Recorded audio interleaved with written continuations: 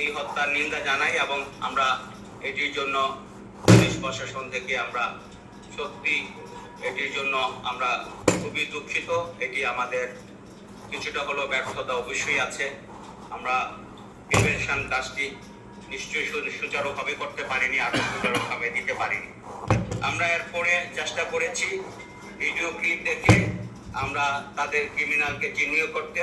আমরা 8 জন ক্রিমিনালকে video clip দেখে আমরা শনাক্ত করতে পেরেছি।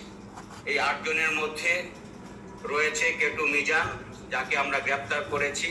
এই কেটু মিজানের নামে আগেও 15টি মামলা রয়েছে। আর যিনি হানি ট্যাগ করেছে তার স্ত্রী পারুল আক্তার ওরফে গোলাপি, তাকেও আমরা গ্রেপ্তার করেছি।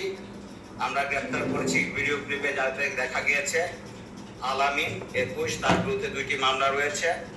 স্বাধীন, তার বিরুদ্ধে 2টি মামলা রয়েছে। শাহজালাল ওরফে পিতা হানিফ, তার বিরুদ্ধে 8টি মামলা রয়েছে। ফয়সাল হাসান সাব্বিরের বিরুদ্ধে 2টি মামলা রয়েছে। আমরা আশা রাখি, যেহেতু আমরা আসামি গ্রেপ্তার করা আছে, চাপাতি উদ্ধার করা আছে, আমরা বিশ্বাস করি ভিডিও ক্লিপ আছে, প্রত্যক্ষদর্শী আছে। ইভেন এই যে যিনি প্রথম ভিকটিম বাদশা, তার আমরা 161 নিয়েছি, 164 করাবো করেছি, সেটি আমরা ফরেন্সিক করে নিব।